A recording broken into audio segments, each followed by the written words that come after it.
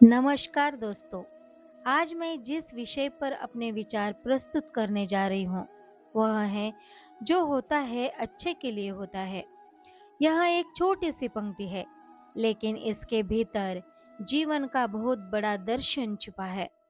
जब हमारे जीवन में कोई कठिनाई आती है, कोई असफलता मिलती है या हमारी इच्छाएं पूरी नहीं होती, तब हमें लगता है कि हमारे साथ बहुत बुरा हुआ है।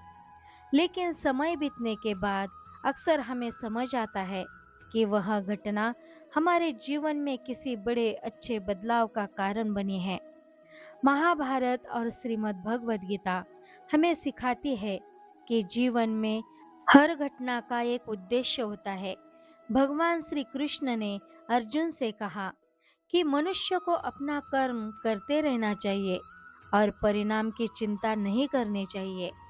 कई बार जो परिणाम हमें उस समय बुरा लगता है, वही आगे चलकर हमारे लिए सबसे बड़ा वरदान बन जाता है। हम सभी ने राजा और मंत्री की प्रसिद्ध कहानी सुनी होगी।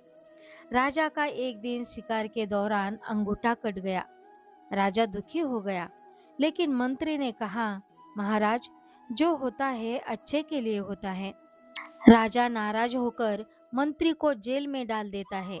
बाद में जंगल में कुछ लोग राजा की बलि देने वाले थे, लेकिन उनका अंगूठा कटा होने के कारण उन्होंने राजा को छोड़ दिया।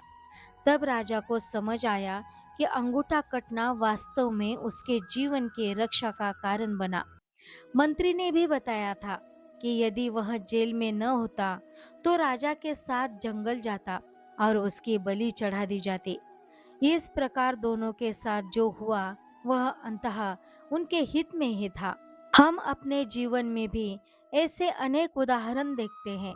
कोई परीक्षा में असफल हो जाता है, लेकिन वही व्यक्ति बाद में किसी और क्षेत्र में इतनी बड़ी सफलता प्राप्त करता है कि उसे अपनी पुरानी असफलता पर गर्व होने लगता है। किसी की नौकरी छूट जाती है, लेकिन वही व्यक्ति आगे चलकर अपना व्यवसाय शुरू करता है और पहले से अधिक सफल हो जाता है। इसका अर्थ यह नहीं कि हम हर परिस्थिति में हाथ पर हाथ रख कर बैठ जाएं। इसका वास्तविक अर्थ यह है कि हमें कठिन समय में धैर्य रखना चाहिए, सकारात्मक सोच बनाए रखनी चाहिए और लगातार प्रयास करते रहना चाहिए, क्योंकि हर कठिनाई हमें कुछ नया सिखाती है और हमें पहले से अधिक मजबूत बनाती है। जीवन में सुख और दुख, सफलता और असफलता दिन और रात की तरह आते जाते रहते हैं। यदि हम हर परिस्थिति को सीखने का अवसर मान ले, तो कोई भी घटना व्यर्थ नहीं होती।